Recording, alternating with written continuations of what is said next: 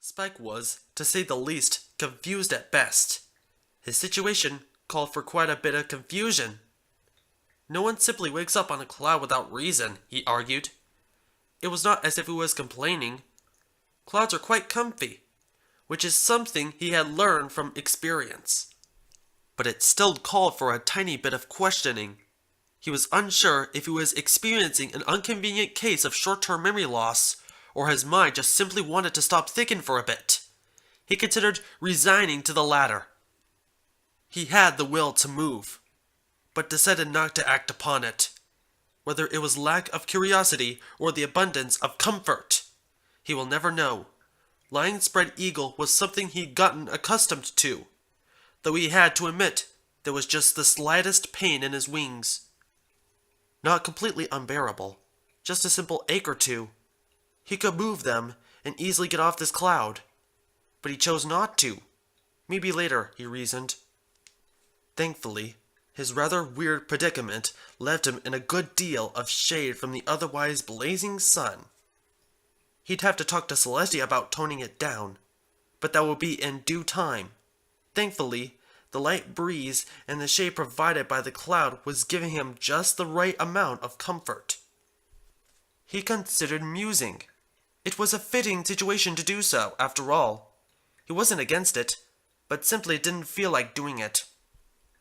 He felt like his thoughts were going to take up all of his time when he could simply be relaxing on this mysterious but comfortable cloud.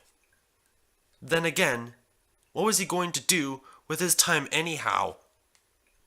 He briefly considered just looking over to where Ponyville was, but he settled on keeping his sight on where it's been the whole time, gazing upwards at the cloud-free sky.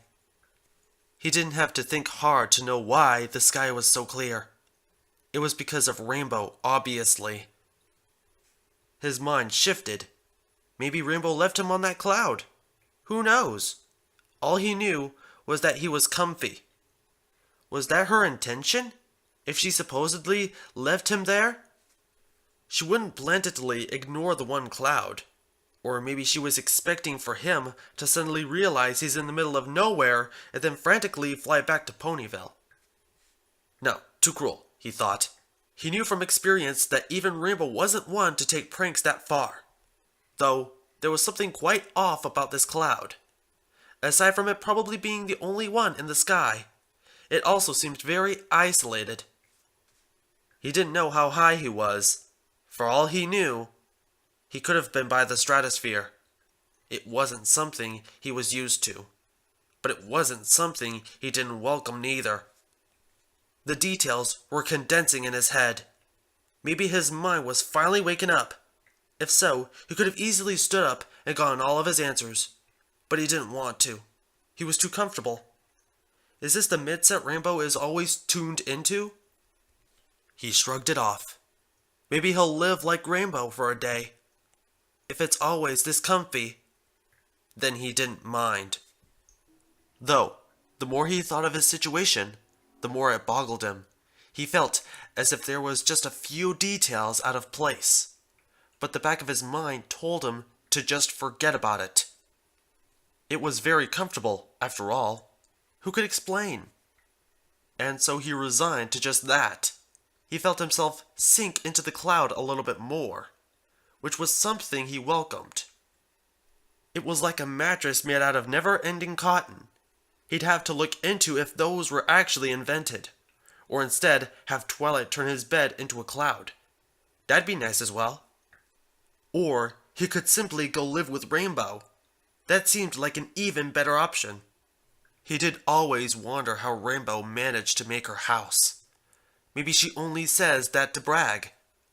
She didn't seem like the type of pony who could just meld a bunch of clouds into one giant mansion, as she calls it. Though she rarely ever actually stays in it.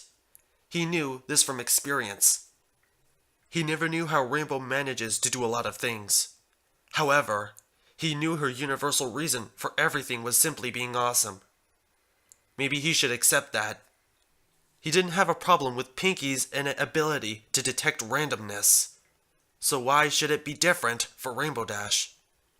Maybe it was her awesomeness that always made him smile when he saw her. Spike decided to make an attempt at moving. If he was going to get revenge for Rainbow leaving him on this cloud, he didn't need to get up and move. Though, upon trying to raise his right arm, he found himself constricted. Not the bad kind like with Maniac, but more of a tender hold. He was unsure of why exactly he couldn't move. It wasn't aching him in any way. Maybe he was tied to the cloud. No, that's impossible, he claimed. Whatever it was, he shrugged it off, and decided to lay down for a bit longer. Revenge can wait, he thought to himself. His thoughts once again drifted to Rainbow Dash, more particular to his current situation. She has to have had some sort of involvement for this predicament. If he weren't so comfortable, he'd have gone off to find her. He might be telling himself that he'd give her the pranking of a lifetime, but in reality, he would do the same thing he always did when he saw her: kiss and snuggle. And then he heard a sigh next to him, which made him turn his head. That explains it. Right by his side, clutching to his arm, was Rainbow Dash, who was happily snuggled into his chest and lightly resting against him. Hey, Dash? Do I think too hard? Yes, you do. Now shut up and snuggle me. Spike smiled and did just that.